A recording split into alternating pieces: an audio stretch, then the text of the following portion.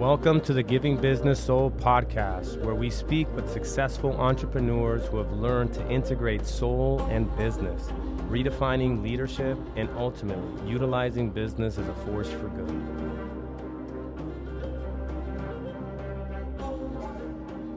I'm waiting for execute. Analyze. This is a fantastic stuff. Yeah. This is what happens in my life, everybody. Yeah, and there's something boiling here, but it's not coming out, so I need it to come out. Well, I'm just saying, this is going to be the story of the origin of the Roundtable, how it came to be, and obviously, it's a special one in the case because we have someone else leading the podcast. So, JP, thank you for coming and doing this. And I thought, I'm just here as the mitigator. I'm just mediator. Here. Yeah, there you go, mediator on this whole thing. I feel like we're in a mediation thing. Okay, here. Yeah. This is like when the kid got in trouble and you got both parents, and I'm trying to figure out who's the nice parent here. Anabel hasn't left me hanging so far. So yes. You know what? Integrity always wins. We'll start there. And she did send me a gift card to Starbucks. It did take Francisco almost 6 months to take me to PV. I'm gonna do it twice in 2 weeks though. So that's a good start already.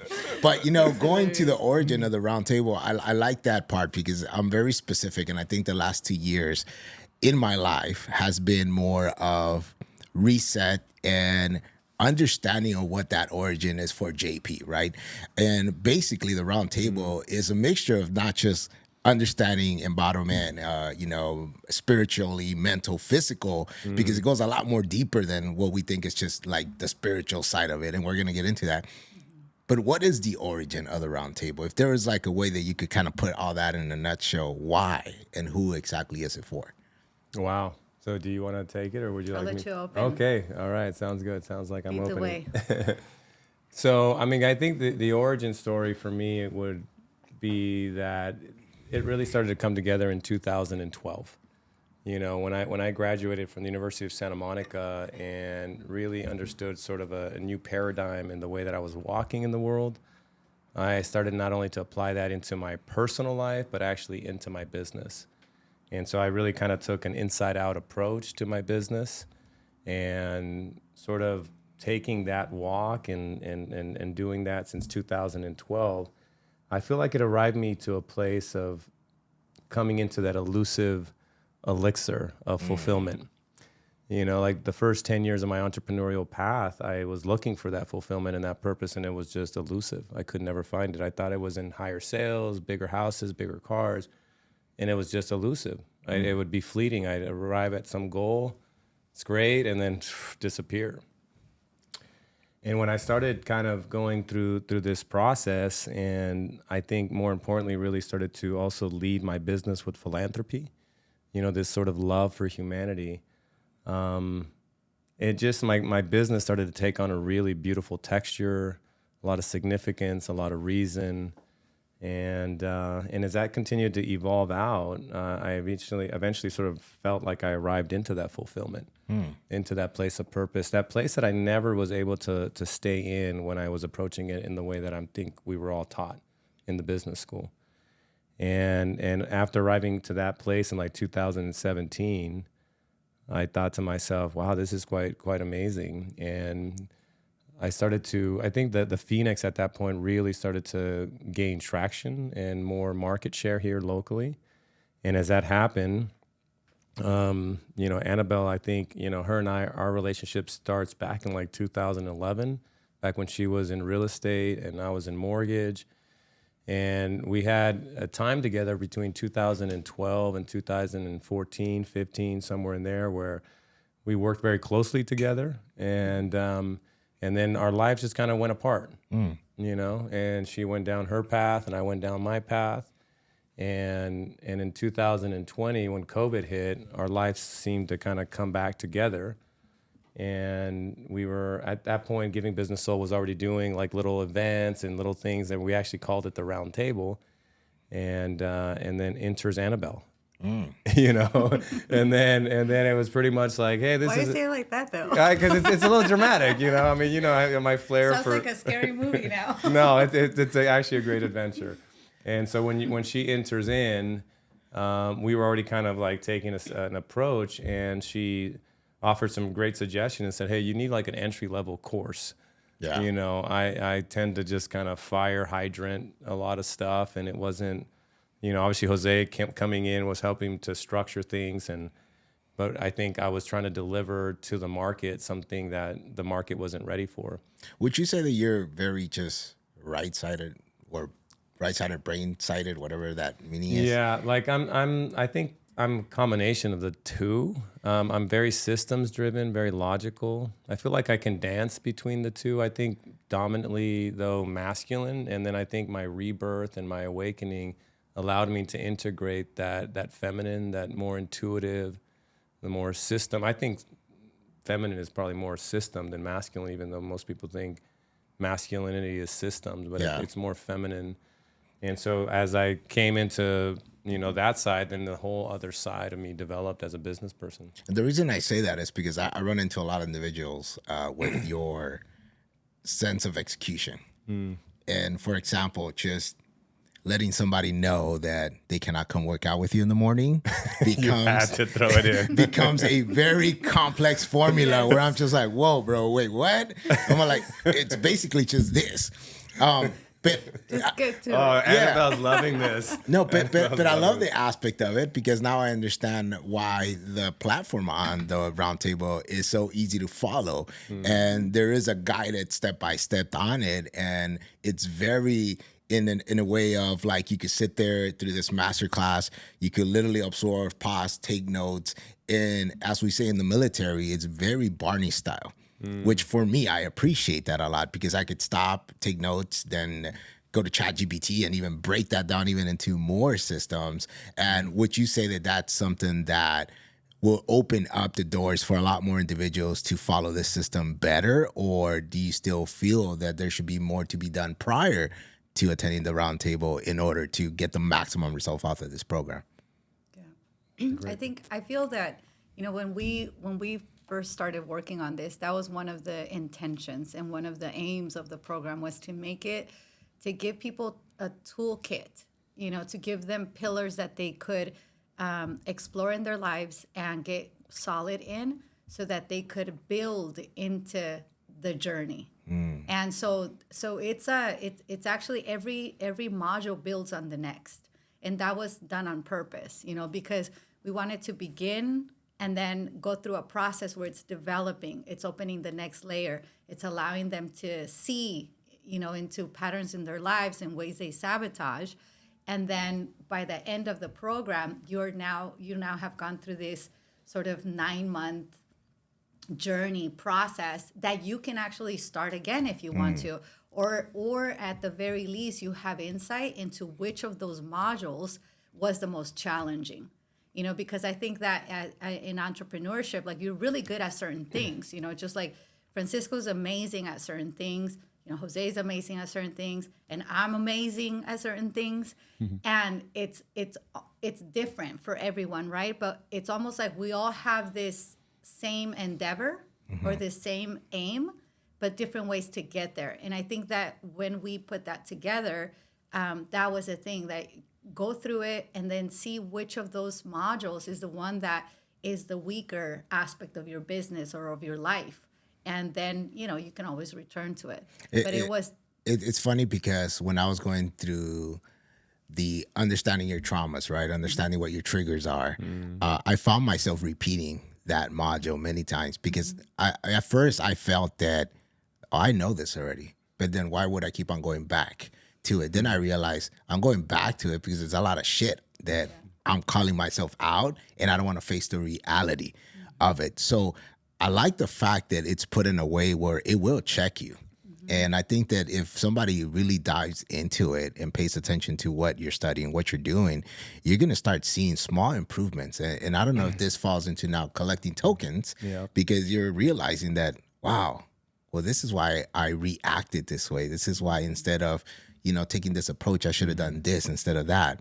And another subject that you guys brought into the roundtable, which I think is a dilemma between both of you, was the business planning side of it. And it's something that we often hear in the business world, that it's a must. I know that you say, hey, it's necessary to at least start. And I know that you said it, I believe something along the lines like, don't follow the business plan, go based on what you feel of it. So I want to, now that I have, opposite, right? yeah, now it that I seems have, like I'd be the planner. yeah, now that you both are here, I want to get in depth more into that train of thought, because for some way it's worked for you. Yeah. And for some way it's worked for you. And then I'm on your side, because that's how we grew up on the real estate side. It's like, hey, business plan, execute, you got to do this and that. We follow it. Then you realize, fuck, that didn't work. You know, and I got to adjust. And in your way, it's like, bro, just do what feels right and adjust that way. So if you guys could kind of share on how those have worked for you and give us examples. Yeah, that was funny part of the round table where I'm like doing my thing and she's like, yeah, I actually want a plan. And I was like, yeah, okay, we didn't talk about that one. But I think what's interesting from that vantage point for me is that I was a planner. You know, so the first, I think 10 years was the approach. It was quarter by quarter, you know, process by process, and always targets and goals and not hitting them or sometimes hitting them, and just the emotionality of that. And then when I went through the rebirth process and started to approach business the other way, you know, there was certainly, I think, this element of like having ease and grace on myself, and I didn't want to put those sort of like targets, because I was also going through a very deep transformative process, you know, and it's like you're walking in trying to transform and trying to hit, you know, targets. It didn't feel right. Now I do feel like I am moving into the middle where it is a combination of the two. And I think the other thing that's interesting and I'm writing a lot about this in the book, that when you're trying to create something unique and that it really hasn't been done before on the planet, there's really not going to be an external plan that you can really follow. You know, especially when it's like a unique thing. There's, you know, there's not a template. Nobody's ever done it. And certainly you can put some milestones and targets and different things like that. But it just felt that for me, that the next level, the next thing always opened up when I overcame something inside of myself. When I reclaimed some tokens, when I ran into a juggernaut of a wound and then cleared it and integrated it, and all of a sudden it was and it just felt to me that my business was responding to my internal. And I said, well, if that's the case, I mean, how do I plan out how I'm going to heal something or when I'm going to heal this? And so I just sort of scrapped it. I was like, I'm just not doing that. And the results were, you know, they played out. But I do feel like there's probably a healthy middle ground. I think that's typically where we always arrive to. We kind of pendulum swing. I was away on one side, an over planner, very analytical. Then I get to the other side, and finding the middle, I think, is the way forward. All right. Yeah. And it is interesting. I think that it's also part of wherever we are in our journey, right? Because like for me, I also experienced going from one end when I was in real estate and then to the other end when I was in my womb wisdom apprenticeship, right? Where there was no systems, there is no anything in the healing world. And then coming back into the world, I see the value of having those guardrails, because there's an aspect as well that sometimes when you just follow your emotion, follow what you feel, you're not going to get anything done because there is no direction. And I think that it's about having that, it's creating the direction and then moving within that as you know, like having the skill set to move through that is important. Because if I wake up every morning and I'm like, okay, today, how do I feel? Well, I feel like going to the mountains, finding a river, you know, like I just don't feel like being here. So there is an aspect that I've got a plan so that holds me and I'm able to move within that, you know? So it's like a light, like holding it lightly, but of course, depending on where everyone is at in their, I also find it fascinating that I think that for you wanted to also, you had to explore more of the softness and the softening, the feminine aspect of it. And then for me, the masculine aspect is so important because otherwise I won't get anything done. Yeah, that's a good point. Good way to put it. And I also feel like because I you know, maybe it's the Gen Xers, you know, but it's just like I just wake up and go to work every day. And I think there's something simple but very profound that can happen when you just show up every day. Yeah. When you feel like you're in a plateau and you don't really, like certainly there was days where I wanted to go to the beach and do all that, but it's just like I just go to work and I just go and do the thing, and it just life rewards that. Yeah. And so for me, even though maybe I wasn't planning and like hitting targets in Q1, I still got my ass up and went to work every single day. And I think one of the things that Ileana always mentioned to, she's the one who runs the Phoenix here. She's like, one of the things that I respect about you is that even though you were kind of going through your transformation and your healing, you just showed up every day. You still had your responsibility of having your organization and leading the team, and I just think in showing up like that, just like the next steps just came. Yeah. So. It's important because I feel that as we transition from whatever it is that we're doing, we often feel that when the term reset gets thrown out, that we got to completely take a step back and let everything go. And miraculously, something is just going to happen. And no, you still. And there's a great quote that you said on the roundtable. She's the one that always gets quoted. Oh man, this was I think, and then you even said it like, wow, that was on point. And it was I even confirmed it. Yeah, and it was under the whole motivation versus inspiration, and it was motivation is not sustainable. You cannot run your life on that. Cultivating inspiration as a value and motivation as a tool is the way to go. And I mean, it was a mic drop. Yeah, that was really good. And I want to dive into examples on how that has worked for both of you, because I think that's a very key element in life that many of us look always for that motivation and 5 ways to get motivation, especially today with social media. It's like the first thing people do is like scroll up and, let me get motivated by this. And wouldn't you say that now we're being rooted by all the wrong reasons to attack on something? So if we could dive into examples on how your quote has helped you and achieve on what you're doing. It helped you. I was gonna say, go ahead and lead that with your quote there. I'll go ahead and lead this one. By the way, I see shirts with that. Coming soon. That's a good point. Can we do GBS merch? Is that okay? No. We'll give you royalty. Come on. See that strategy. Wait, but in partnership. It's clean. You get 5%. Yeah. I'll give you 50% of the profits. I'll do all the work. This is typical that masculine taking from the feminine. Please all right. We're just trying to support and help. Let's get back to this. I think it's really important because I feel that for me that was really a game changer when I realized that early on in my when I was in real estate, I was always looking for that motivation. I would go to the seminars, and I would come out like just on fire, excited, and then 3-4 days later, it was almost like I would get depressed because it was this high and then this low. And so I just felt that was normal. I thought that was normal. And then I think when I started diving deeper into my spiritual connection, into spiritual source, into my healing, then I realized like I was always inspired, but I wasn't motivated. It was always like this sense of like just being inspired, and inspired comes from inspirited, so it was the other experience of it. And then coming out into the world, merging the both, I realized how important it is to cultivate the inspiration as a deep source, because that's the only thing that's going to truly give us sovereignty and ability to choose, because that gives you discernment. When you have a vision and you know what you're here to do, you know what to choose for your life. When you don't, you're looking around at others to see what you choose.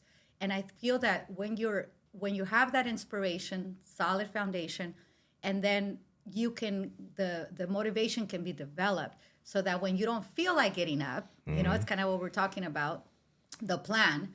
When you don't feel like getting up, then that's where you bring in this tool of motivation and you tap into why is it that you're doing this? You kind of go through that aspect of it.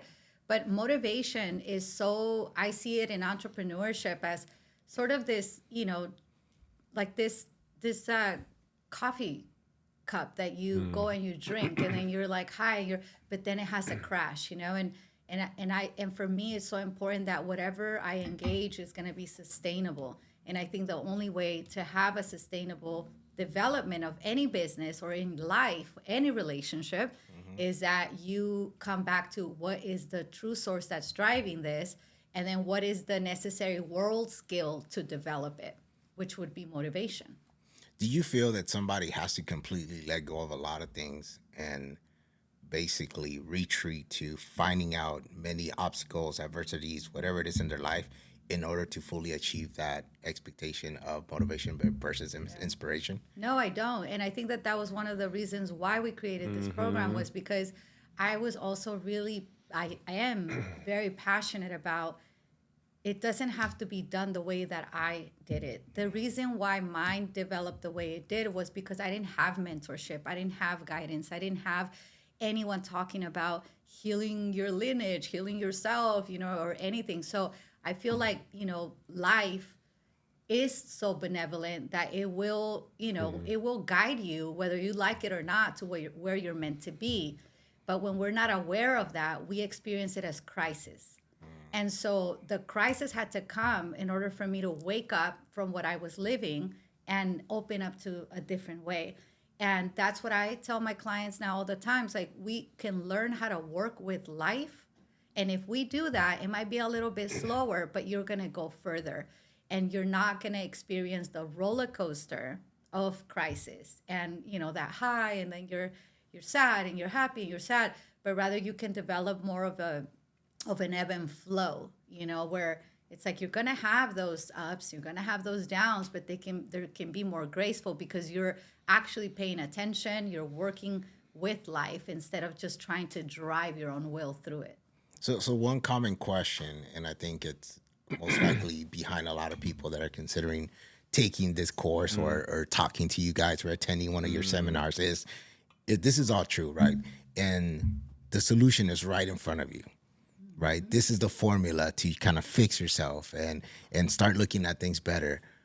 Why isn't this just accessible for everybody? Why isn't this something that just come up quick? Why isn't it just taught in school? Why doesn't the doctor prescribe me the Roundtable or a session with Frank? I mean, why is there so much hold off on this and put people through pain and have the consequences that some people go through, like suicide or all this stuff, if this is such a simple formula? Right.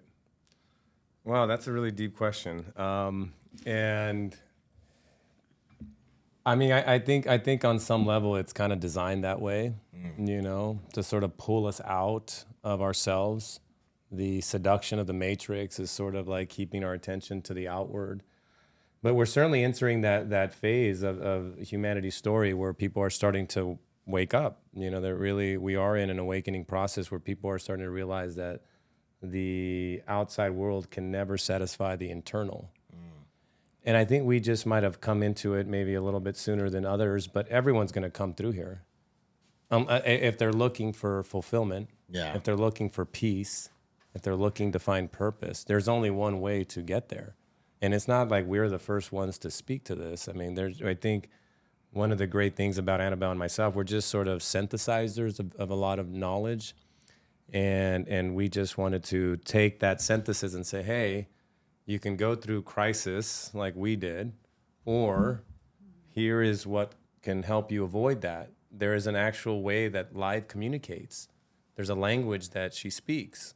And if you just start to understand how that works out, you can use those prompts to avoid the crisis. Certainly it's going to have ebbs and flows, and you have to understand that our life, just like nature's life, is in seasons and cycles. And it's not always going to be this accelerated, 45-degree angle in business. You're gonna go through cycles, and if you're comfortable with the downturns, and you take those as times to reassess and times that are winter and what to cut and what to eliminate, set the course for the next spring and the summer.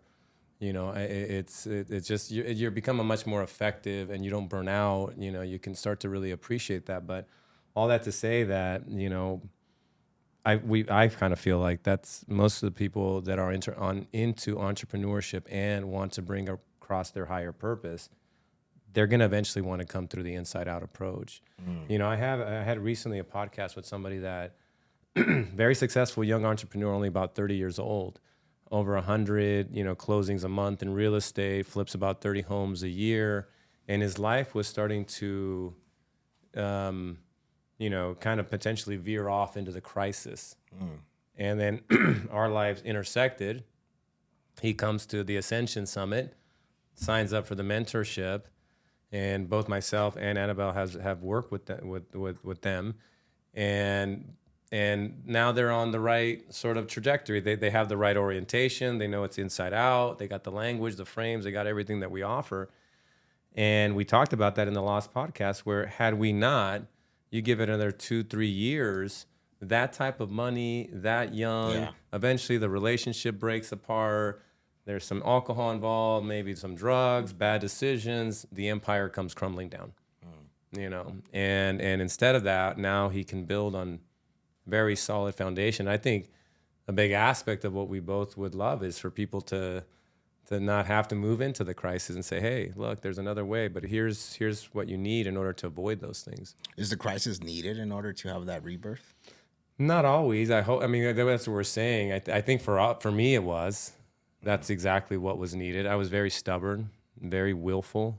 I'm a bulldozer, and it was like life that said, okay, here's one issue, and I was like, I'm still gonna Superman out of here, and then the other one, and then I was like.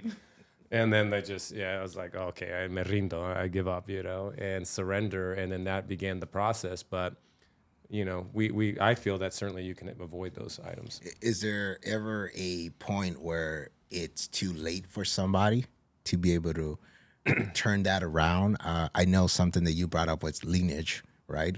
Mm-hmm. And on our conversation as well that you mentioned about the gene key, some people tend to see this further down on their life. I see that as a person who's 41 years old as, damn, my time's running out. Is it too late? Did I just really screw this up?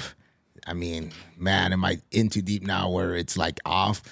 Is there still hope for somebody that has that mentality, that mindset? Or is it purpose that, you're experiencing that at this age now and realizing, wow, that rebirth thing is going to be even more powerful because of the experiences? Your thought on that? Yeah, it's never too late, and I feel that that's also timing, like timing of life, when you are prepared and you become available for the journey. Because I also feel that you can talk to someone about these things, and if they're not ready, if they're not available, they're not willing, it doesn't matter. They're not going to really take on this journey. And then, as you know, it takes so much courage to move through some of these things. And so much radical honesty that if you're forced to go through it just because someone else says it's good for you, it's not really going to happen, right? But I don't believe that there is no such thing as too late, especially when we start looking at kind of the way like epigenetics, and quantum physics and all these different aspects that say like one shift in awareness for you just ripples out in reality, and it ripples back through lineage, and so it is and it shifts your DNA, that's what big part of the gene keys is learning how to utilize the shadow, the shadow material into gift. We're not getting rid of anything. And I think that this is one of the things that's so important to understand is that actually the more experiences you have, the more context you can gain for what you're working on. Because now you can recognize the patterns. You go back and you look at your relationships. It's easy to identify the patterns of why it didn't work out, and it's probably very similar down the line. And so that's the benefit of it, that I find that when you speak to people who are really ready, who are sincere in developing themselves, there is this honesty that emerges that actually allows, the more honest you are, the more transformation that you can have. And then I want to say something else, going back to one of the things that you said is like why this isn't taught everywhere. And I'm gonna bring it down to earth and to the systems, right? She's really good at that. Do we have like combination? Do we have a bomb button right now? Yeah, exactly. I'm back. No, is that it's the same thing of why we're not taught about money in high school. It's the same reason, because the systems that are not life oriented do not benefit from us knowing who we are.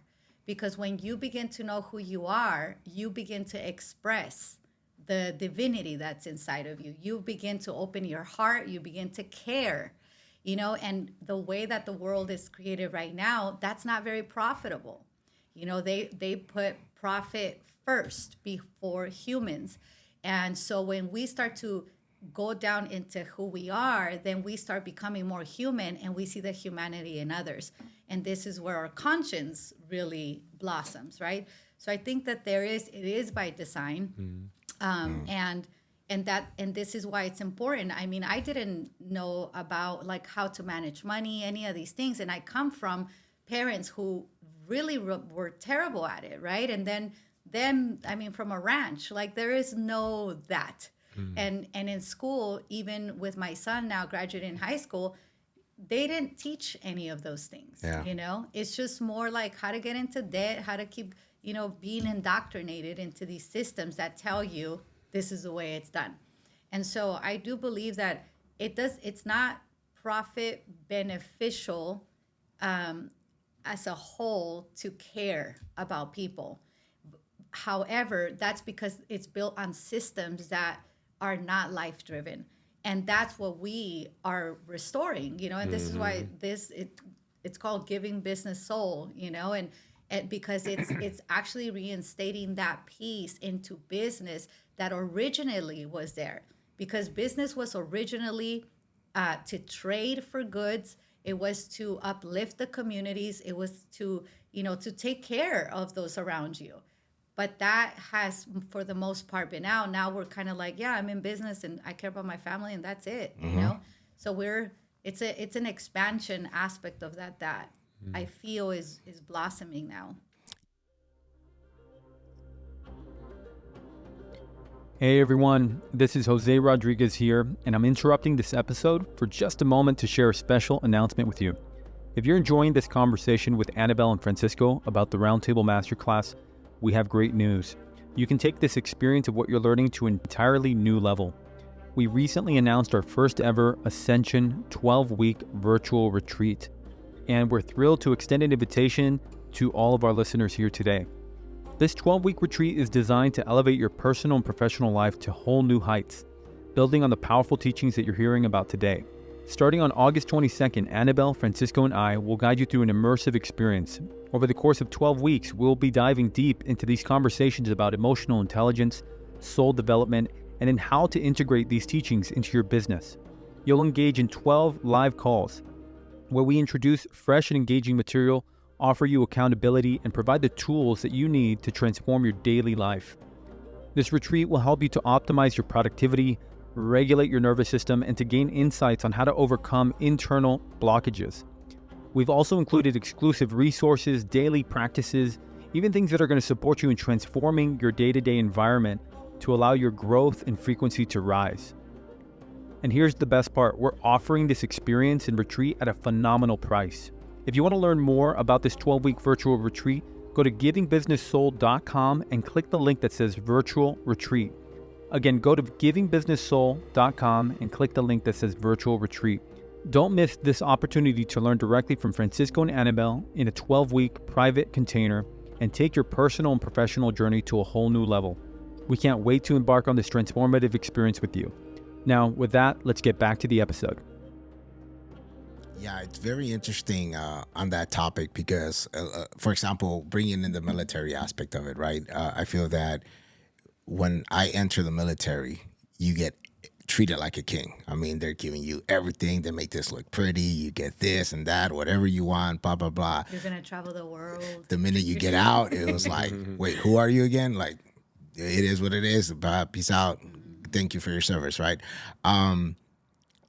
The process after that, it's very limited because I feel at that point is there's no more profit on me. Mm-hmm. You know, you're profitable when you're in service, you're active, you're worth something. You're a cog in the machine. Once you get out, it's like, well, that's it. You're not value. Plus, you're injured, you're hurt, you're disabled now, this and that. Costing us money. Yeah, exactly. Yeah, so it's like, how do we trim this fat off? And I feel that there is a plan to have the minorities, the society to bring up specific type of engagement with people. We see this right now with music. I mean, some of the stuff being put out there, you know, my son was playing some sort of music last time and I'm listening to it. I'm like, what the hell did he just say? I'm like, and then you start reading that the industry purposely brings these type of people in, knowing that they're not educated, knowing that they're coming from bad areas, because they will attract other people to want to do the same thing. And so now we're talking about a full system which could touch more individuals to promote this mindset or this different type of bigger plan, where there's a certain amount of people that know that that's happening, and they're the ones that are kind of like, well, we want that to happen because that's how you trim the fat. And so going through this process and taking a step out and sort of seeing, like you say, from the inside out of what's really going on, it is a very powerful awakening, because I think I'm at a point where I could kind of see everything in front of me now.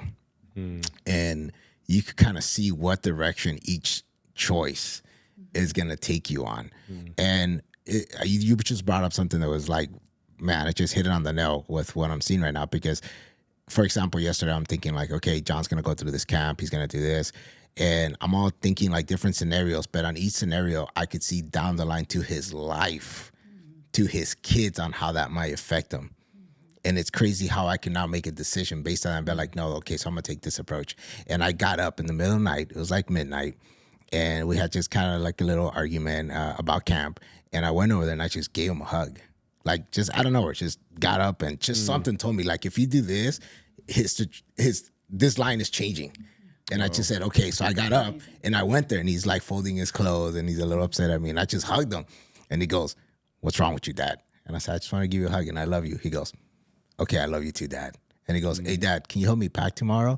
And man, I felt this feeling inside, like relief, like, wow, like something changed, you know? And again, it goes back to growing up, because my dad would have never done that. My dad was like mad whenever we got in a fight. Hey, eres un hombre, ¿verdad?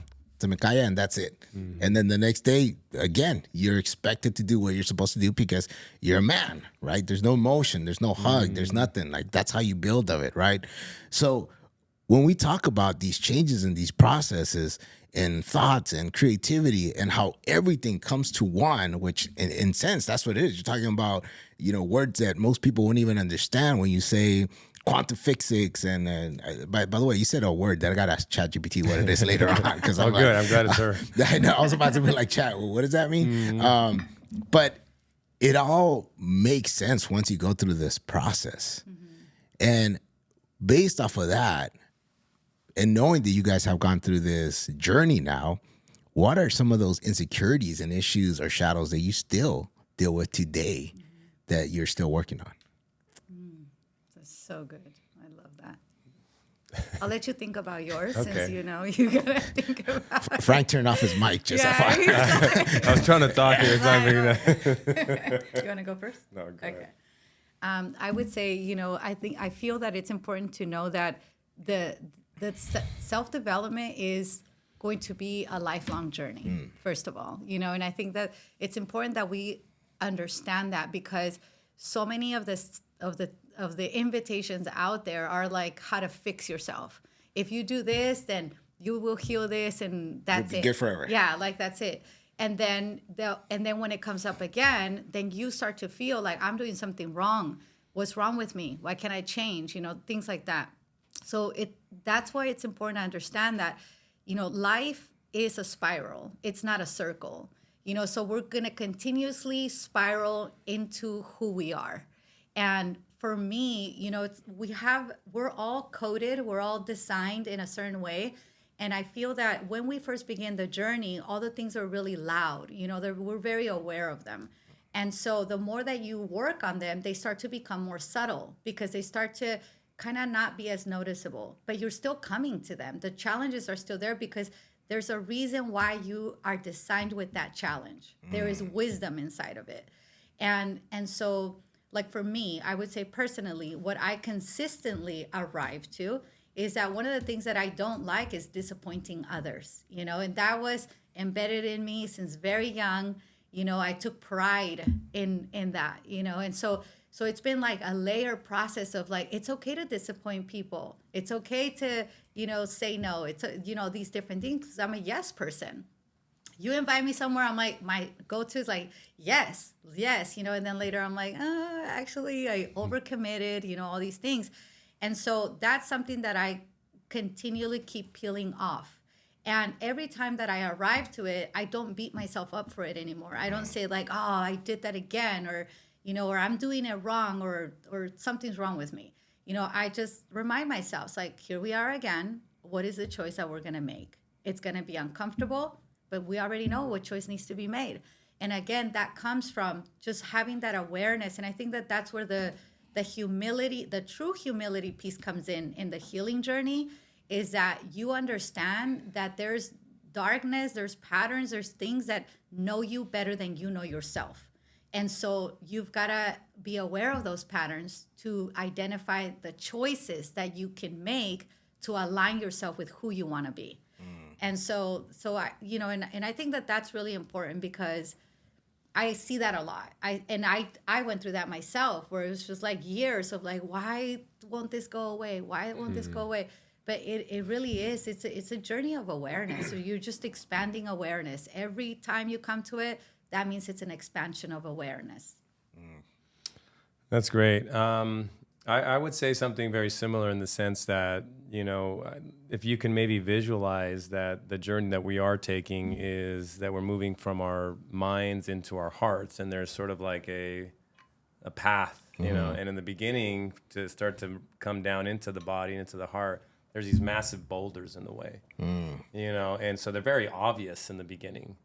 And as Anabel mentioned, you start to kind of clear those, make room on the path, and you start to walk.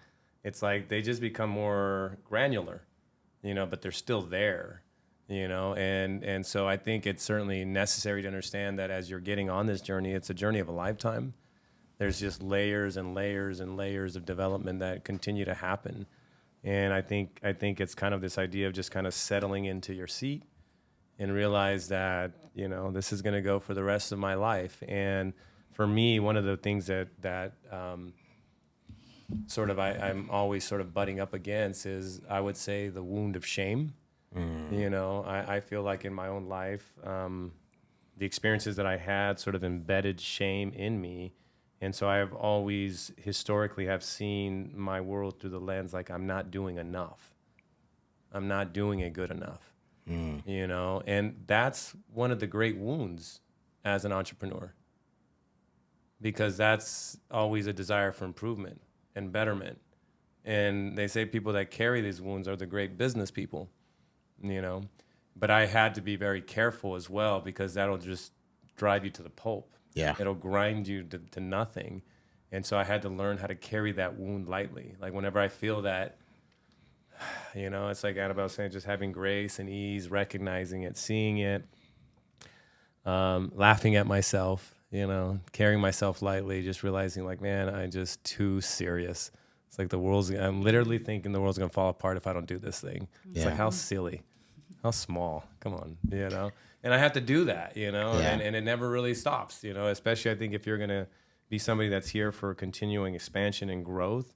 I think I just have learned how to navigate those. I can flow with the emotions of grief and disappointment and shame, and I don't shy away from it. I like to take a little sugar in my coffee, but I like to take life raw. Just like, let me be with it. And if it's calling me for a timeout, even though I'm not great at my timeouts, because I'm always wanting to go, I have people in my life that kind of just, hey, go turn off for a little while. You're just getting too serious right now, and then I got to go do that. What's crazy is that, so I'm the opposite on that. And I think you sort of know, or you guys know about that about me, that it's more the doubt, the not good enough, where yours is, it's not enough. Yeah. Right. And I could see why most people that have that position of not good enough get inspired by individuals that from the outside, because if I look at your outside without knowing your internal, that it's not enough, I see a driven individual.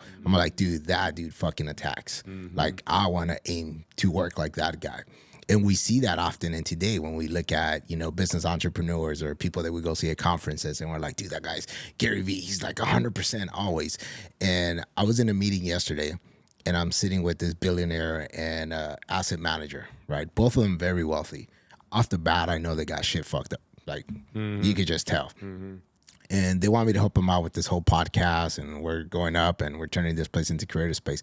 But just listening in their conversations, it's the small details that they don't even pay attention because they're going like 1,000,000 miles per hour. And the guy's like, well, I got to go do this. I got to do that. And then finally I asked the billionaire guy, I said, hey, Chip, I said, what do you think is missing in your life? Like literally just raw, ask him. And he sat there, he goes, well, what does that matter with what we're talking about? Like, let's stay in topic. I go, no, take a minute. Like, you're not going to die. Nobody's going to, your buildings are not going to crumble in 1 minute. Like, think about that. What's missing in your life? And he goes, he took a deep breath and he says, man, I don't think I'm enjoying life. And this is a billionaire. Yeah. I'm sitting there like, bro, you have all the money. Literally, you could take the fucking month off if you want right now. You could Your whole rest of your life. You can do whatever you want right now, and you don't have time to like enjoy. And I'm like, do you have kids? He goes, oh, they're all grown up. Do you have grandkids? He goes, oh yeah. How often do you see them? He goes, often. I'm like, that's not enough. So I left there thinking, wow, sometimes the people we admire are more fucked up than what I think it is, because I would say that my mindset is, well, I'm not good enough, and I'm working towards that now, thanks to you guys in the round table. But I have enjoyed my life. That 100%, I would say. I fucking enjoy my life. I could wake up hugging my kids. I go to sleep with my kids. I play with my kids. I take my kids walking. Like, for me, that's richness. Like, to be able to do that, and I think I never saw it that way. I saw it as like, oh, I don't have a deal. Like, I'm here with the kids.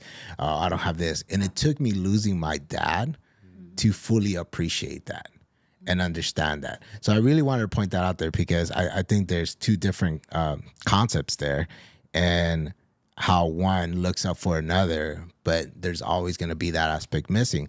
But I also want to ask you guys the following here. Now we're going to start getting into some real deep stuff here. Getting started now. All right. I think now shallow. I think now they were hit. So this is a question I had asked Frank, and it's under, and both of you guys could jump in this, and it's regarding the universal one. And he presents the idea that the universe operates in a balanced, rhythmic interchange, suggesting that all matter and energy are expressions of a single universal force in a constant state of flux. Given this perspective, how do you interpret Russell's concept of thinking as a creative force that shapes reality? Specifically, how might the idea influence our understanding of the relationship between human consciousness and physical universe, particularly in terms of the potential for thought to influence material conditions? How do you see this aligning or conflicting with contemporary scientific views and consciousness in quantum mechanics? Oh, Wow. This feels like I'm in a test. Yeah, I know. Total like universal it. consciousness. And I had to I love reword it. that. So initially, the question that I wrote, and I won't lie, I had to go to ChatGPT and say, how do you make this question more complex? You got more complex. I did. How funny. Because So you knowing love Frank, it. Yeah. I'm all like, I have to approach him in a way that's going to be. Like he's gonna know it. And for full disclosure, half of this I don't even know what it means. But my question, really, in a nutshell, was like, if everything is universal and our thoughts and the way we think basically creates the reality we see in the future, how does that all make sense in one? And how do you explain that? And again, I'll use Barney style for people to truly understand that, because we always hear right now your thoughts, right? Yeah. Your thoughts are like this, or manifesting, get up in the morning and your affirmations and do this and that. But this book really dives, dude. I mean, Yeah, I'm like halfway in there and I'm already confused about everything in life now. Like, I have to get up in the morning and poke my wife to see if she's real. I'm like, is this Are you light? I know, is this a simulation, or I mean, what is going on? Like, what if this whole thing is just a dream? Like, and then I'm creating it based on my thoughts and creativity or what I'm putting on. So I wanted to get your perspectives on it, because I feel that you guys are in this a lot deeper. But I do understand that if I'm reading this correctly, we have the ability to manifest whatever the hell we want and achieve it. And I think that's the ultimate big bam here of being limitless, right? Sure. So let's dive into that. Well, yeah. I mean, since I had the privilege to get receiving that question, I was like, JP, this question. I'm like, my gosh, because I post on my story. Sent it to Yeah, you. he sent it to me on my stories. I'm like, ask me anything, and he puts this question. I'm like, That's I cannot amazing. answer this in the freaking response on Instagram. Let's see. I'm interested. to Yeah, hear. yeah. Yeah, I mean, I would say that one of the defining studies in quantum physics is an experiment known as the double slit experiment. The double slit experiment, where they get like a photon gun, and they shoot these photons through this sort of wall that has two slits, and as the photons make their way through the slits, they develop a certain pattern. Okay. And then the moment that those photons are actually absorbed, they no longer hit the wall in a wave form. They hit it in a straight line. So imagine these photons are going through as waves through the slits, and they go through, and then they kind of make a very wave-like situation in the back. And now they do it again, but this time you have an observer. That's why it's called the observer effect. And then all of a sudden, when you're actually observing the photons, they no longer become waves, they're particles. And so the potential has collapsed into, this two double slits now. And so the essence of the experiment is that your consciousness, your observation of things is actually what creates it. So to Russell's point, we do have the ability to quantumly sort of create. But I think the big bang and kind of what you're saying is that most people are creating and birthing, from very, there's still a lot to move through. There's still a lot of trauma. And so they want the great car and they want this and where if there was individuals, I think that were more sort of healed or deeper into the process. And then what do they really want to manifest or bring forward in the world? I think right now, the world is an aggregate of all the frequencies that every human is holding. So if we had a stethoscope and we could literally put it here and say, okay, what's your frequency? It's like, oh, you're at 350 or 180, 85% of the human population is vibrating in that sort of under 200, which is considered the survival state of existence. And I think as we are able to evolve and heal, now the aggregate can start we can develop a new world, a new matrix, not one that's so darkened per se. So, So just real quick, just to summarize it, Yeah. not summarize it, but just to kind of perception check. Perception, yeah. You're saying that what we can manifest can either be what we externally see right now and want and can be achieved, but the reality, the true manifestation is once we heal and we understand what our true purpose is, and therefore that manifestation would be the right one. Yeah, exactly. So then we're living in multiple dimensions. Yeah.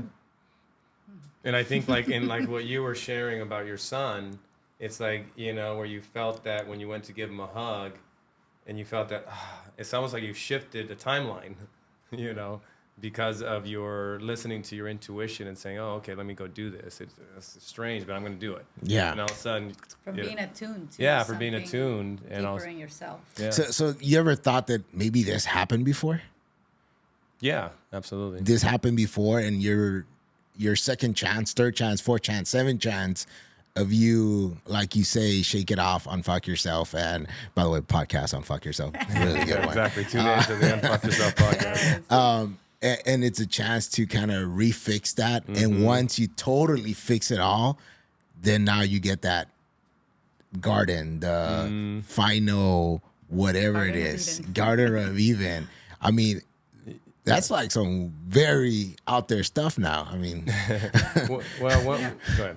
Okay, I want to just kind of Bring it back No. down. just Yeah. explain it I In a think that feminine it's, way. Yeah. it's important to know that we are material beings, and there's different bodies that we have. We have the material, we have the emotional, we have the energetic, we have the spiritual bodies. And so each of those have different ways in which they operate, but they all come together and they make us, right? And how we present ourselves. And what you're saying about Walter Russell, which by the way, he's a genius, and this is why it's taken so long for his work to come about. And many of the people out there talking about his work, they're just repeating his work, and putting their names on it. But Walter Russell's theory was that light does not travel. Okay, that it's here and now. And that actually, when you look at the way Can you break that down? Because right now we have a Speed of light. speed of light, yeah. right? That you see it move. I mean, well, you don't see it because it's so fast, right? But it moves linear. You're saying that doesn't even happen. That Exactly. it's constant. Right. Yes. Yes. And so of course, you can go down that rabbit hole, right? Because there's so many other Oh, girl, things we that got are, 8 hours. we don't We understand got about to- the universe and the way it works. But how that influences us is that when we understand that light doesn't travel, and we're made of light. And each of our cells, every single one of our human cells, has a mitochondria inside of it, which is pure light. It is the light that was passed down through the mother line from the beginning of time. And so whenever, when we're talking about light, like, we're already carriers of light. We already have it. It's inside of ourselves. Now, when we're looking at DNA, there's this junk DNA that has been, junk. Nobody knows what it's for, all that. That's now they're finding that, oh, it's actually not junk. We just don't understand it. And when we don't understand something, we just kind of think it's useless. And so what I sense is happening now is that we are becoming aware of all these different ways in which we're influenced by different things. So conditioning being the most immediate, because when you grow up with your caretakers, now you have conditioned thought, you have conditioned behaviors, you have conditioned inheritance of who you are, where you come from, all of those things. And so that's why a lot of the time developing yourself requires to unlearn what you have learned all your life, so that you can get to, who am I if I don't identify with, with this aspect of myself, and I don't believe these things. And so that's where the layers come off.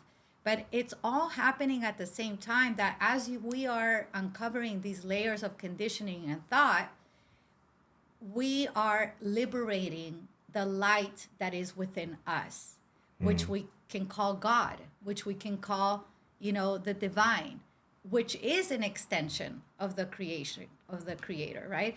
And so it's almost like a going inwards, but also being born at the same time, and so when we're looking at, geniuses like that, that are bringing in these aspects, I think that the important thing of these times is, how do we look at that and actually bring it into the body, and bring it into, how does it help us become more aware humans, more sovereign. And this is why we were talking about systems that condition us. Because if you're conditioned by culture, if you're conditioned by family, if you're conditioned by society, these are all layers that you're going to have to decondition yourself from in order to find, like, what is my truth? What is the truth, right? And so that's why those things are important. And also, they can also be a distraction, because you start going off into all of these things and you don't know how to bring it back down to, it's actually all happening already. What's needed is the commitment to keep being honest about the things that are not supportive in your life or in your relationships, right? But it's almost like it can be, it sounds very reductionist, right, to such a big thing. But I think that that's where the real medicine is, because we can have all these concepts and all these things, but if we're not bringing them into our daily life and it's not creating a difference in our relationships, in our homes, what is the point? Yeah. It's just more distraction for the brain, you know.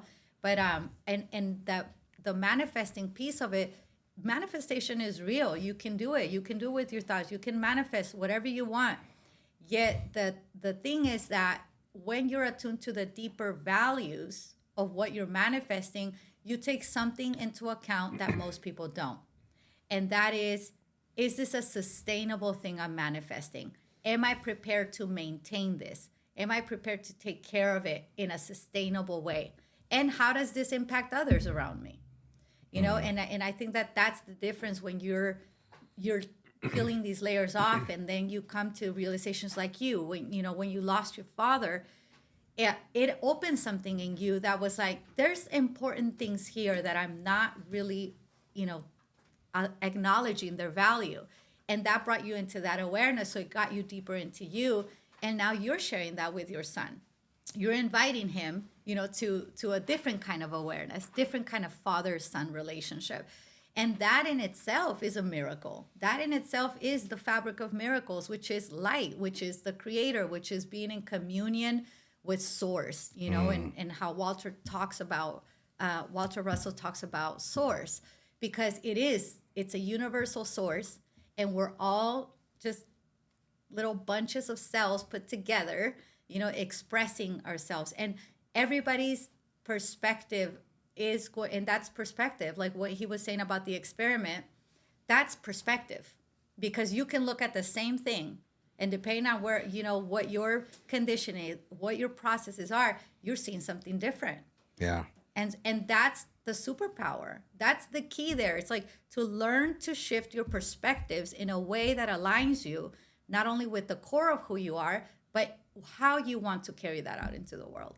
I know you also mentioned that in order to start evolving and resetting, we go to the frameworks and understanding of certain things that we have to take in place to change. But you also mentioned about a in-body versus a out-of-body versus an in-body experience. Can you elaborate more on what exactly does that mean? Yeah. So, much of the work that we do is about bringing you back to the body, because embodiment, right? Like that. And I would say, the simple way to speak into that is that I believe that we are here to incarnate that light, to express it. And a lot of the spiritual paths that have cut off the body piece, religion being a big one, where like the desires of the flesh are sinful, and it kind of cuts off your body, right? Don't follow it, and all of these things. And I believe that actually when we start to clear the narratives of the body and go into our healthy sexuality, our healthy feeling sense, we can make choices that are actually holy and divine, not just sinful and bad. And I think that most of the spiritual paths out there are about transcending the body, like it's something that doesn't serve us, where the real magic is inside the body. When we start to look at the body, the processes, the ways that it functions, you realize that what we have, we do not even have probably 10% access to the capacity that lives within us. But it's easier for the mind, the thinking mind, to be up here, because this is where society rewards you. It's like you're thinking, your structures, you're kind of making sense of things, but really only 5% of our consciousness is aware, right? Most of it is unaware. So most of it is happening in the body. The body has memory. There's that book, The Body Keeps Score. So now it's like we're realizing, or people are just talking about it more, that the body holds so much memory, traumas, pain, grief, ancestral, genetics that are imprinted in that, and everything's in the body. So you can psych yourself out with all of these beliefs, but to actually live it and be it, it's a process of the body, because now it's like you're really clearing narratives that allow the process that we just spoke about of liberating your light. Because if you don't come into the body, you're simply manifesting, living a life, creating that dream from your mind, which is 5%. And so it's really, and again, everything's geared towards that 5%. You know, you go out into the street, you're gonna see the marketing, everything is geared to that 5%, to how you're not good enough, and you know, and why you should get this so it can make you better. Yeah. It can make you younger, it can make you prettier, it can make you plumper, all of these different things that we're constantly bombarded with, and the mind goes to it. And so that's why most of us are disconnected from our bodies until we get sick, until the crisis comes. That's when we get interested, you know? And so what we're saying with this is like, we're not compartmentalized. We're everything. We are the body. We are the energy. We are the spirit. We are the creator. You know, all of these things. And when you understand that, you find your place within it all. You know, with it, whether that is in a religion, in not a religion, whatever that is creator for you. No one can tell you that. Yeah. That's a personal journey for everyone.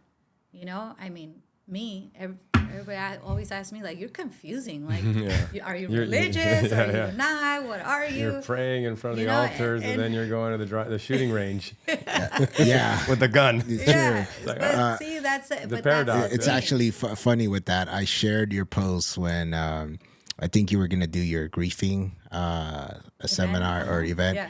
And there's a picture of you in the water, and you mentioned something about cleaning, right?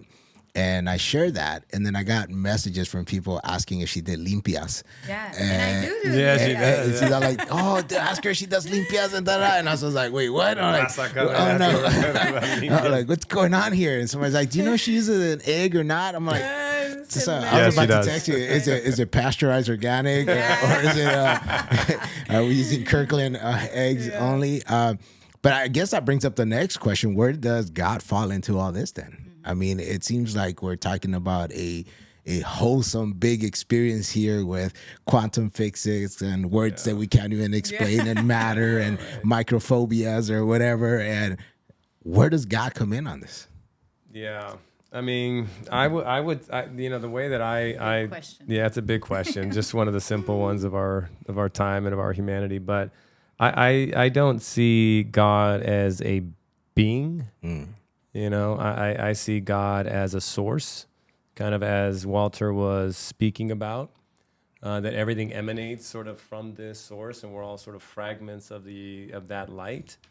Yeshua, in his native tongue of Aramaic, when he was saying the Lord Prayer, he wasn't saying our Father, right? Which masculinated God, you know. And so what he would say was Allah, which meant heavenly source.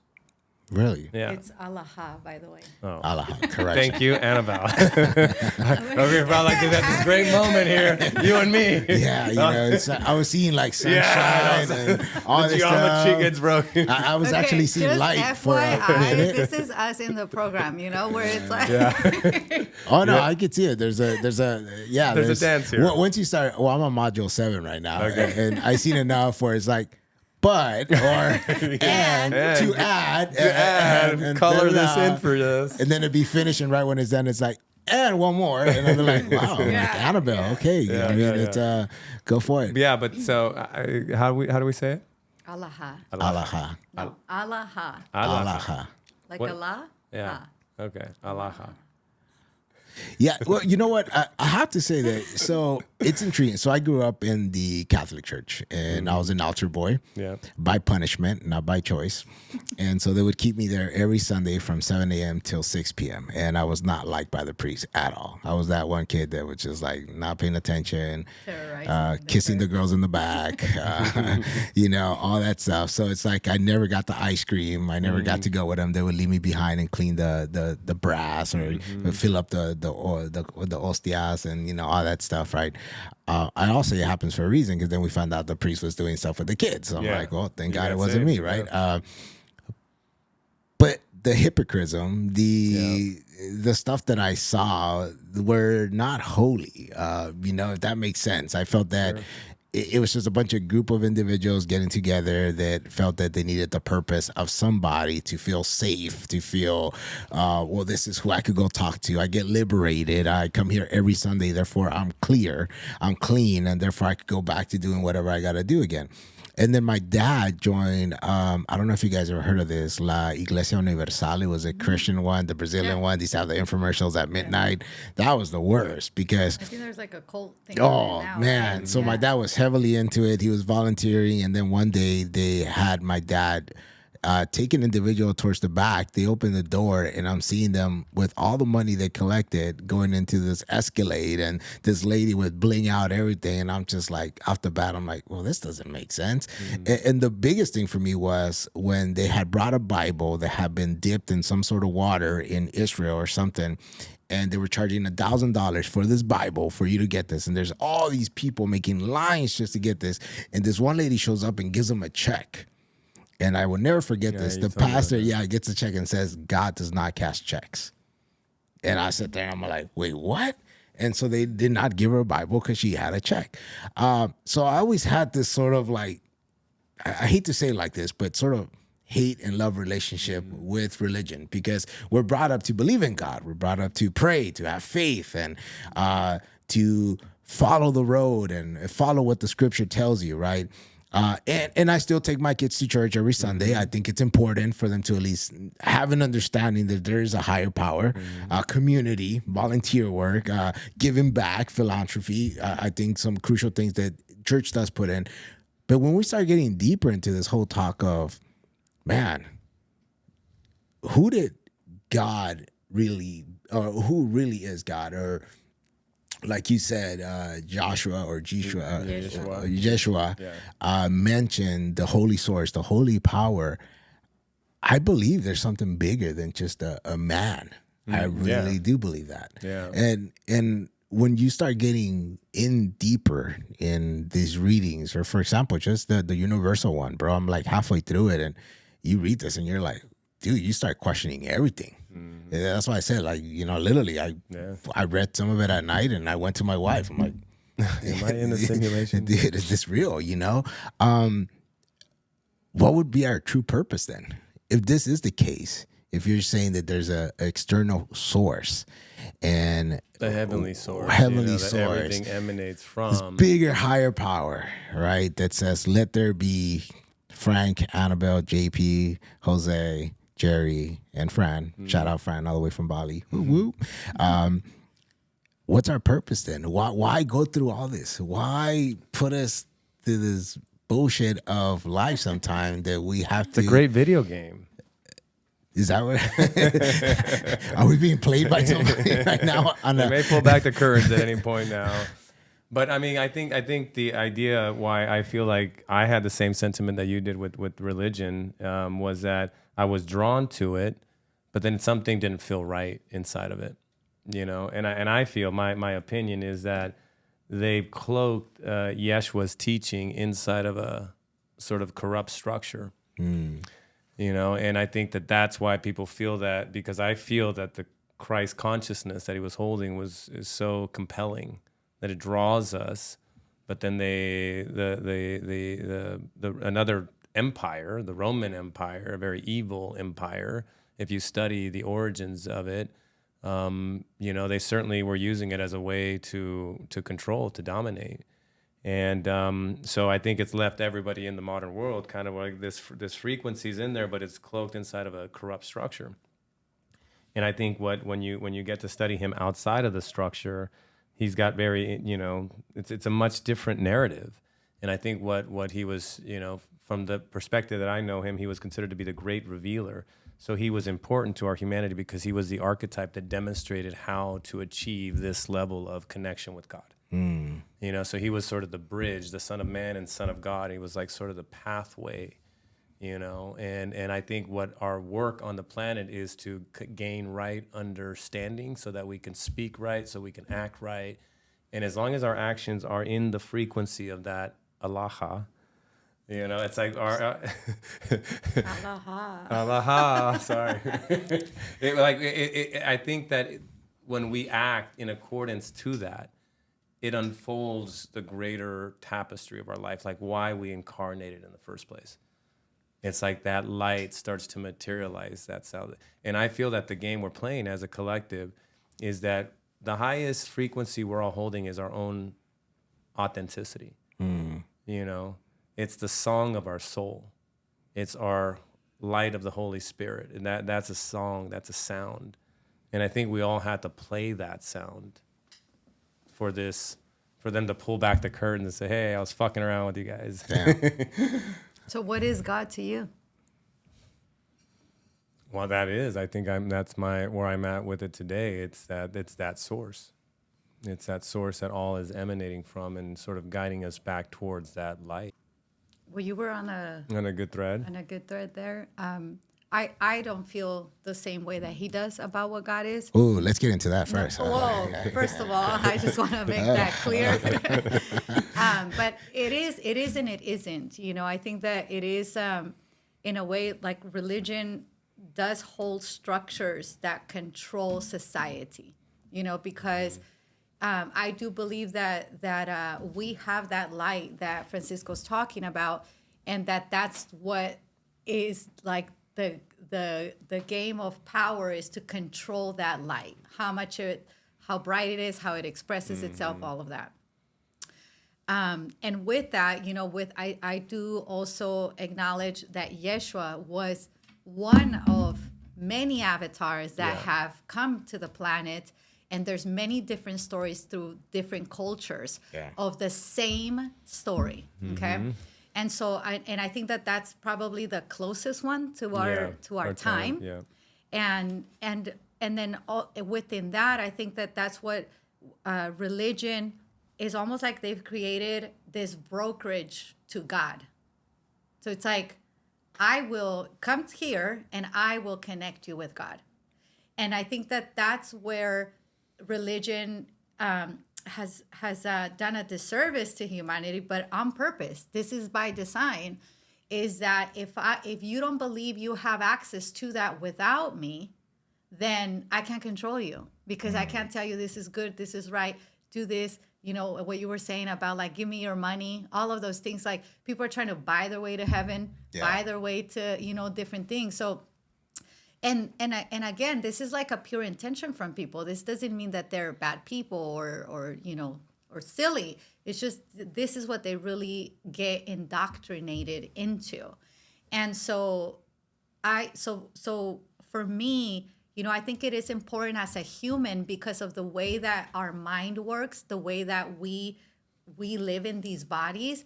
It's important to understand that we can have these different images, you know, that we can worship, that we can, you know, but ultimately knowing that these are all emanations of us, of that light that Frank is saying, you know, and so that Francisco's saying, because if you go to, like what you were saying, reading the book, and then you're like over there poking your wife to see if she's real, I think that that's one of the things that can happen if you don't have any structures to support your journey. Because then you can become so disillusioned, and you can begin to ask yourself, what's the point of this? Like, why am I even alive? You know, so I do think that there are important belief systems, that there is an importance to them, yet to know that they are all tools. They are not us, you know, and they are here to support a journey. It's kind of like having guardrails, you know, training wheels. And I think that the more that you gain bandwidth, the more that you know about yourself, you start to be able to have whole different things, you know, and this is one of the reasons why we did this program, the Roundtable, because Francisco and Jose were sharing these things that were so incredibly out there that honestly people check out, because they're like, what? It gives cognitive dissonance in some way.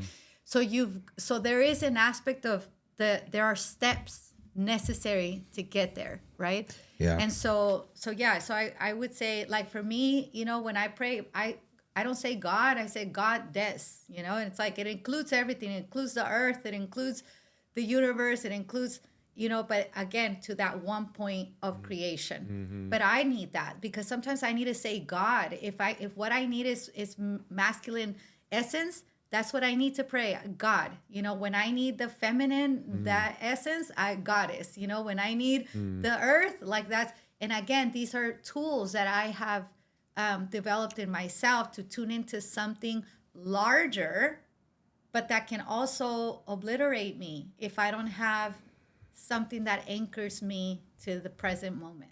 So let me ask you this then. Do you still have faith? Oh my God. I am of faith.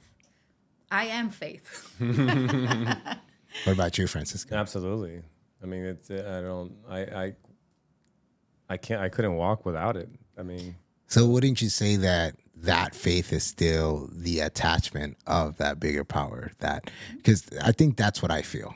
When I go to church on Sundays, I feel that inner, I don't know how to explain Spirit. it. The spirit, it's like, it's something there. It feels good and it feels liberating in some way, shape, or form. And to sit there and say that there's just one individual that caused this, I think that's where I kind of be like, okay, well, let's have a conversation about that. But is there something there? Yes, there is something. And it's divine. It's amazing. And I think once you feel that, and maybe I explained that in a way because I died, went through that process and, feeling that and going through that, you're like, wow, it's undeniable. Once you feel, you're like, there's definitely something out there. Like, there's definitely something there.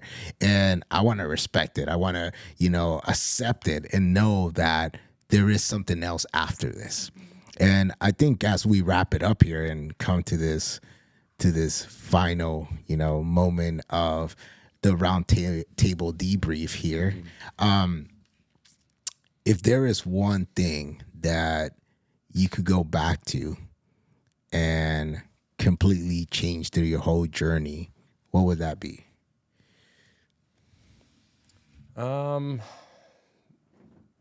don't. You know what? It was interesting. I was recently having dinner at my son's graduation. So I have two sons, a 20 and an 18-year-old, and I went to the 18-year-old's graduation, and we all sat for dinner with their mom. And she's no longer in a relationship. I'm not in a relationship, and so we were having a dinner, and because we got divorced when my sons were 2 and 4.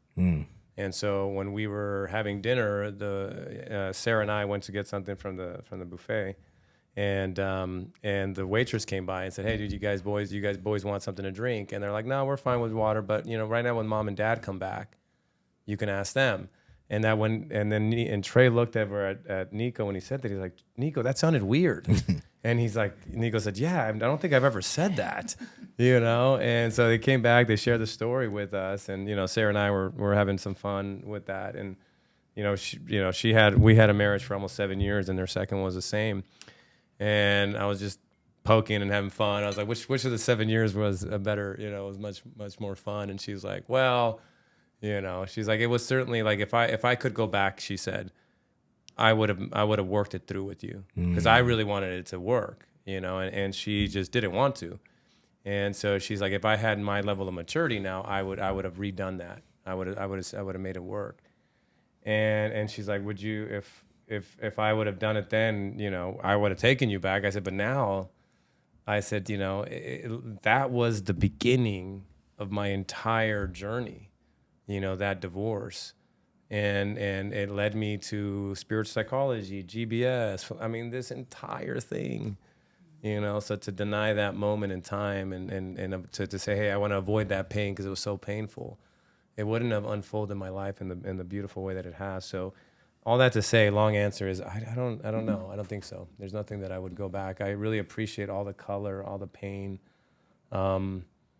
There's a sort of motto that I like to live by, and it's this idea that today's a good day to die, which is this idea that I lived a really full life, a total life, a life of totality.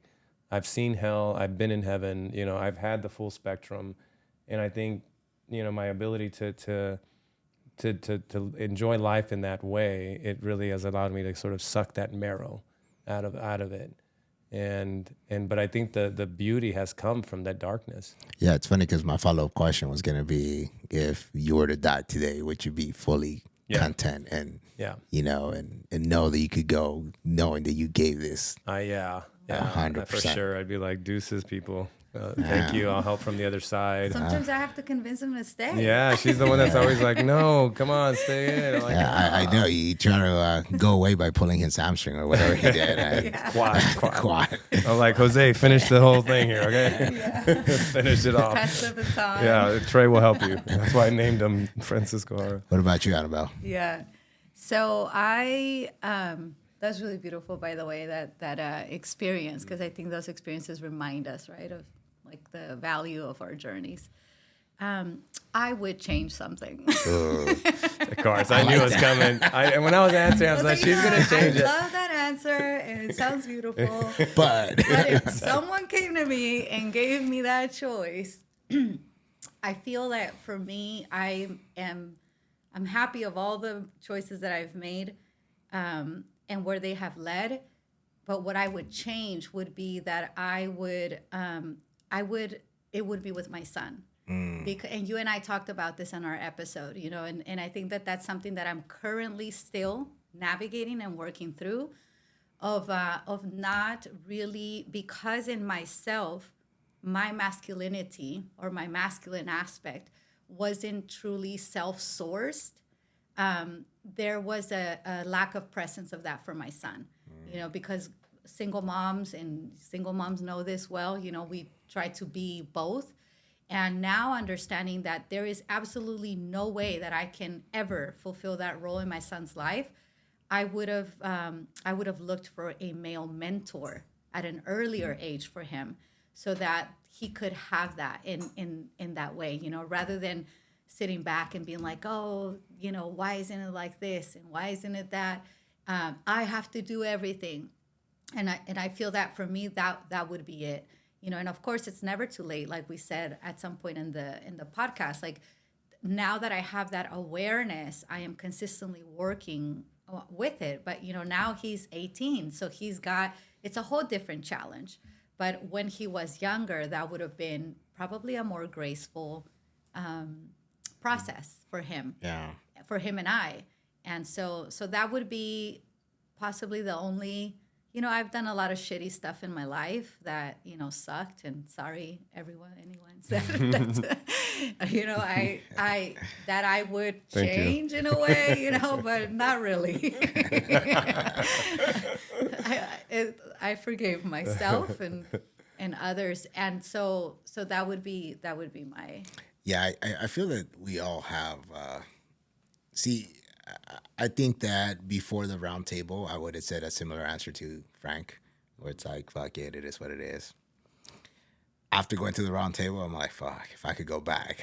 I don't think it'd be something with my kids, but it'd definitely be to me at that point where those first shadows and triggers started coming, which was when my dad said I wasn't good enough. And if I could just be there on that soccer field right before the game started and somehow came behind me and be like, bro, you fucking got this. Like, you're going to be fucking amazing. You're going to crush it. I think that, man, that would have saved me from a lot of pain, not only relationships, but the way I thought of myself, the way that I made choices that put me through some hell that I shouldn't probably have not gone through, but I did that because I felt I needed to prove to people that I was that this tough, confident dude. But then again, you look at it in the aspect like Frank says, well, fuck, if it wasn't for that. That was nice. I know. It's like I wouldn't have. But Frank, maybe you never had a girl come up to you after you gave her a rose and she's like, but I really like your friend.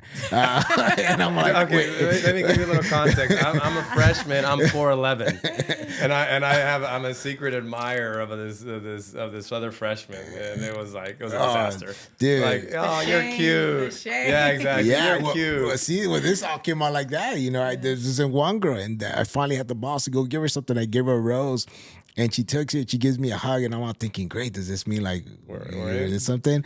And then the next day, my boy shows up with the rose and her holding hands, and she's like, I just want to tell you that I like him more. And I'm like, oh, are you fucking serious? I'm like, well, give my rose back, but long story. That's for another episode. We'll handle that one in our session. Yeah, But hey, guys, I truly appreciate you guys having me here. Man, we could go on. I mean, I didn't even get through half of my questions, just so you know. And there's a lot more. We're gonna go over merchant embodiment, blueprint, the breathing, the archetypes. I mean, it's if we could go on force versus power. I mean, but I think Another Jose episode. and team everybody is else here waiting. needs to go home. They're probably in the back, like, guys, what the hell? But if there's one thing that I could just say about this whole experience with you guys, and by the way, I was not paid to say this, is that I invite everybody just to be open. I think that's the biggest thing you could just say is just be open and take it in as something that it might not change you the first day, the second day, the first month, the first 6 months. Revisit it, study it, be open, still continue to utilize other tools like, your church. This doesn't mean that, this is Scientology or anything like that.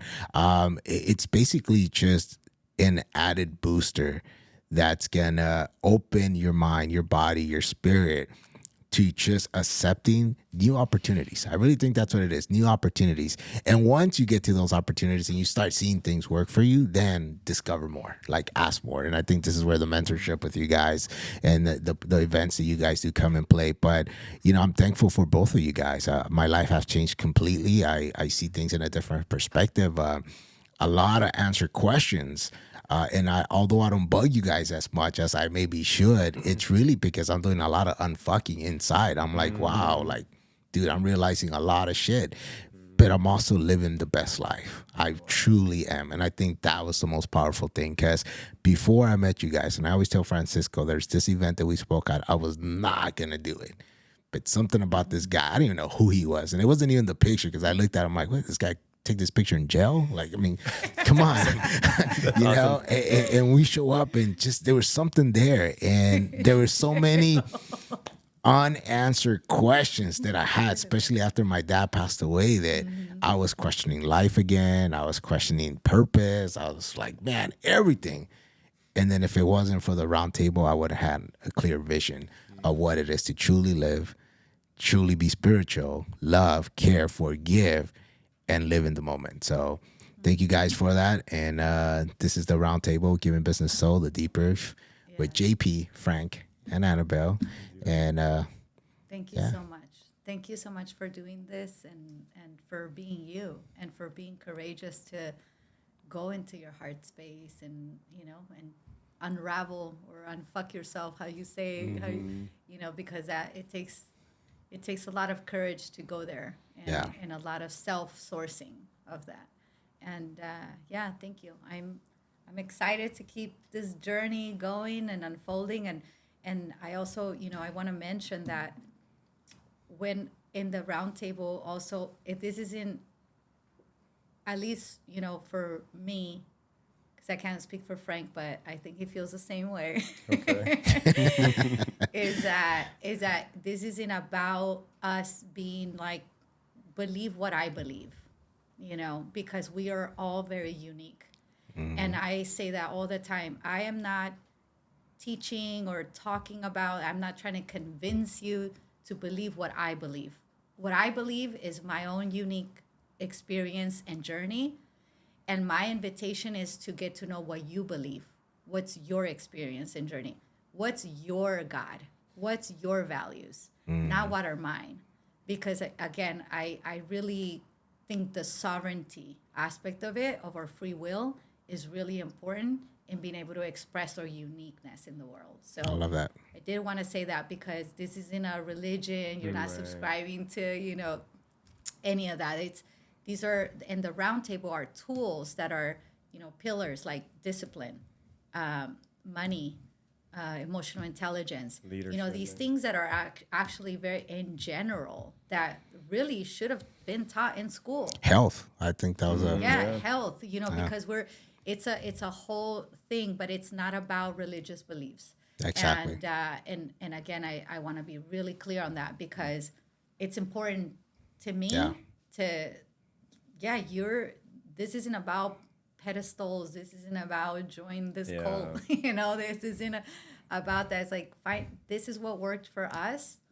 Now you can reference it. We've put it together in this way, and then see what it does for you. And it will work if you are sincere in your and your desire. Your desire. Yeah, I would say in closing out, a couple things. One, yeah, same. Thank you for doing this, and thank you for joining as wholeheartedly as you did, because I feel like one of So the committed. yeah, super committed. I love that aspect of your masculinity, like just committed and disciplined. And I certainly feel that you know that we need a lot more men to sort of take this on and begin to live their life in this way. And I think you doing that, not only for John, your son, but those around you, people are going to notice. It's rippling. You know, if you could see little frequencies starting to come out every time you unfuck yourself or grab some tokens.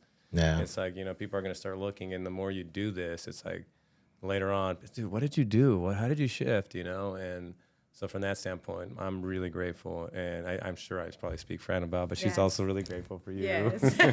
And, you know, and also, yeah, to Annabelle's point, certainly this is non-religious, denominational, but certainly I think what it does arrive you to is to know yourself, to connect with God, and whatever religion you are, it'll just sort of connect you deeper into that. Yeah. You know, but I think what we are giving individuals and entrepreneurs more than anything is just a set of tools and frameworks and ways to see the world that is actually evolutionary in nature and gives you deeper understanding of how the construct works. What's the idea here? What are we trying to achieve? And an advantage Yeah. because even like you said, that ability it gives you vision. It gives you that pause that you can actually see, if I make this choice, this is where it's going. If I make that choice, that's where it's going. Right. And so like that's what our aim is that you gain the vision necessary to create and to make the choices to create what it is that you want to create. Yeah. And to truly become limitless with Giving Exactly. Business Soul. Yes. Damn. Look at that. thank you for joining us on the Giving Business Soul podcast. If you want to learn more about the transformative work we're doing, please visit our website at givingbusinesssoul.com.